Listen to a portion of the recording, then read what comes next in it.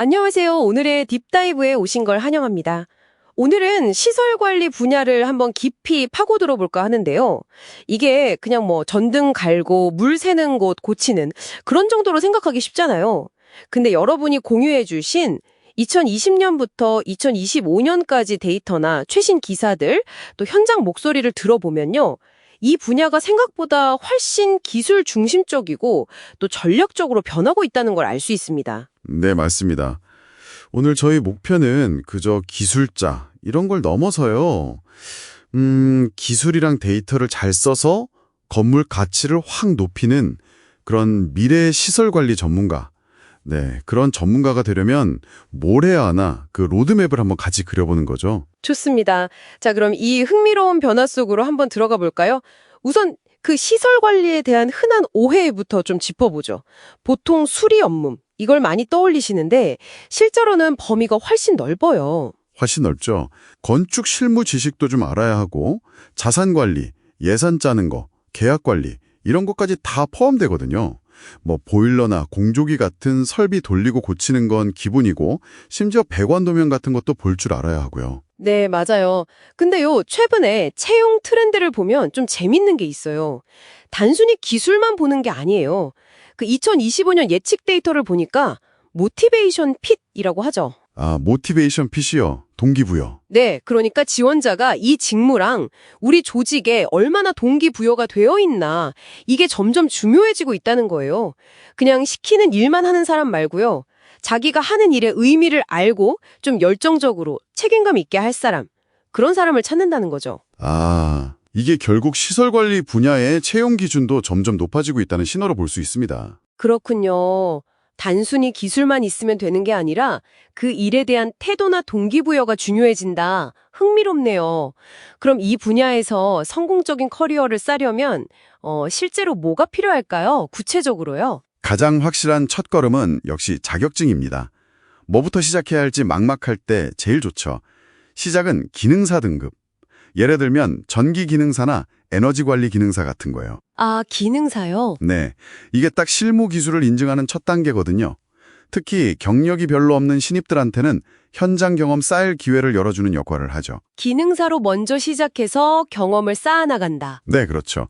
근데 궁극적으로는 산업기사나 기사 등급을 목표로 해야 합니다.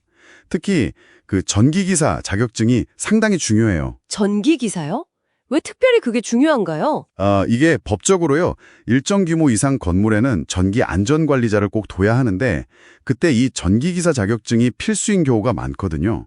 그러니까 이게 있으면 경력 쌓고 연봉 올리는데 아주 결정적인 역할을 하는 거죠. 아하. 이걸 따면 나중에 전기과장이나 소장 같은 관리직으로 올라갈 수도 있고요.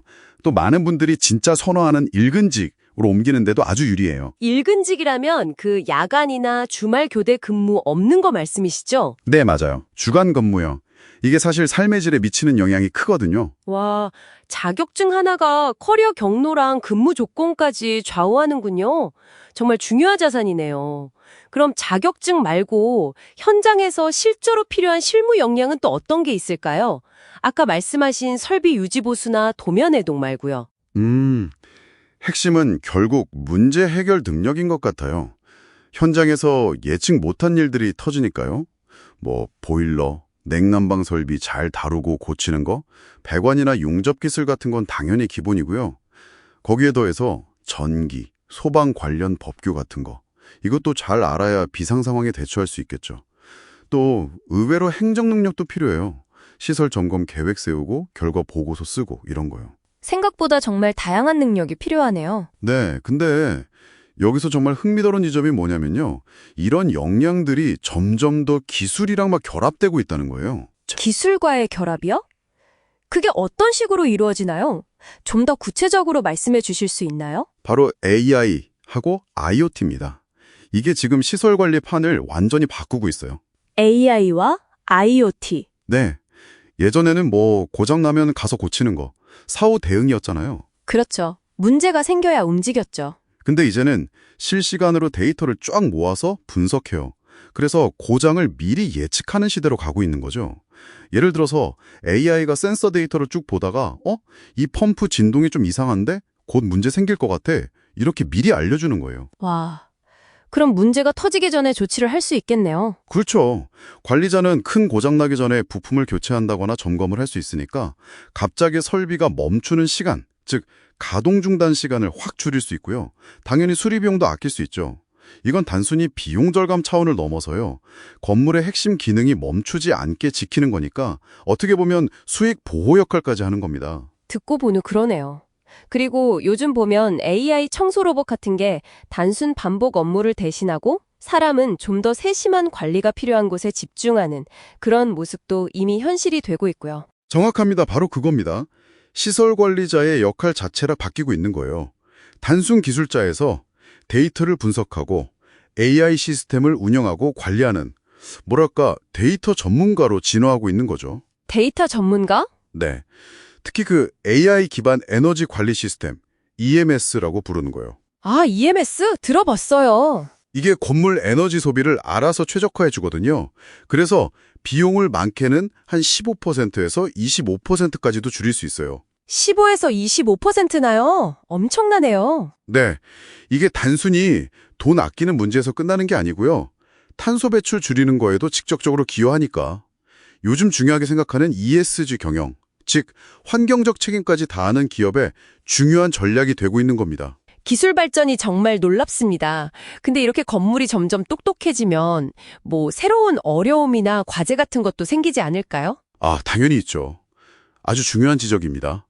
가장 큰 과제 중 하나가 바로 사이버 보안이에요. 사이버 보안이요? 시설 관리에서요? 네.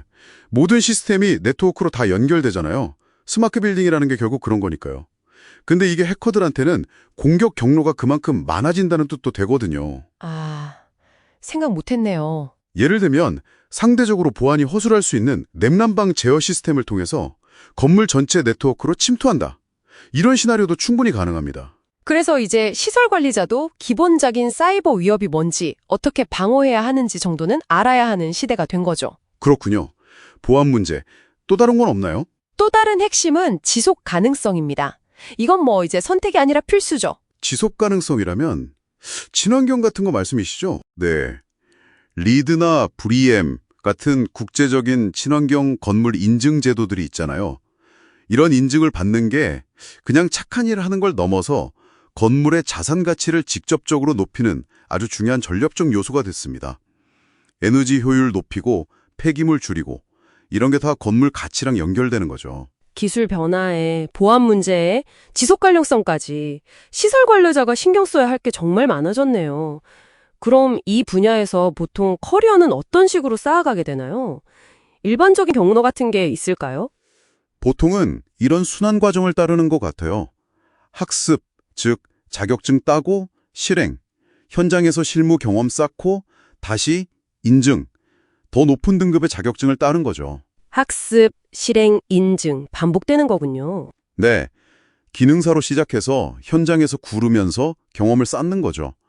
그러면서 자연스럽게 문제 해결 능력이나 또 동료나 외부 업체랑 소통하는 능력 같은 것도 키우고요. 그렇게 해서 산업기사, 그리고 기사로 나아가는 겁니다. 연봉은 좀 어떤가요? 이것도 많이 궁금해하실 것 같은데. 연봉은 사실 편차가 좀 큽니다. 당연히 경력이 중요하고요. 어떤 자격증을 가지고 있느냐, 특히 아까 말씀드린 전기기사 같은 상위 자격증 유무가 크죠. 그리고 또 어디서 근무하느냐. 예를 들어 공공기관이나 대기업 직영으로 일하는 거랑 아웃소싱 업체를 통해서 파견되는 거랑은 차이가 좀 날 수밖에 없고요. 그렇겠네요. 그래서 많은 경력자분들이 결국에는 그 전기기사 같은 상위 자격증을 발판 삼아서 좀 더 안정적인 급여를 받고 또 아까 말한 일근직 근무를 할 수 있는 곳으로 가려는 목표를 갖게 되는 거죠. 네, 오늘 딥다이브를 통해서 시설 관리라는 분야가 단순히 건물을 고치고 관리하는 걸 넘어서 첨단 기술과 데이터를 활용해서 건물의 가치를 만들고 또 지켜내는 그런 미래지향적인 전문 분야로 진화하고 있다는 걸 확실히 확인했습니다. 네, 혹시 지금 이 분야의 전문가를 꿈꾸는 분이 계시다면 한 3가지 정도를 기억하시면 좋을 것 같아요. 첫째는 기술 역량, 당연히 중요하고요. 거기에 더해서 문제 해결 능력, 소통 능력, 책임감 같은 태도, 이것도 정말 중요하다는 거. 기술과 태도 둘 다? 네. 둘째는 기능사부터 시작해서 기사까지 이어지는 좀 명확한 자격증 취득 계획을 세우시라는 거. 이게 커리어의 뼈대가 되니까요. 그리고 셋째는 AI, IoT, 데이터 분석, 또 방금 얘기한 사이버 보안 같은 미래 기술 동향을 정말 꾸준히 공부하고 따라가야 한다는 겁니다. 시설 관리가 분명 안정적인 커리어를 제공할 잠재력은 아주 큰 분야인 것 같습니다. 하지만 그만큼 끊임없이 배우고 적응해야 하는 분야이기도 하고요. 자, 그럼 마지막으로 이런 질문을 한번 던져보면서 마무리할까 합니다. 건물이 이렇게 점점 더 똑똑해지는 것이 단순히 관리 방식의 변화만을 의미할까요? 아니면 우리가 그 안에서 살고 일하는 방식, 그 자체를 우리가 아직 상상하지 못하는 어떤 새로운 방향으로 바꾸게 될까요? 다음에 더 흥미로운 딥 다이브로 찾아뵙겠습니다. 감사합니다.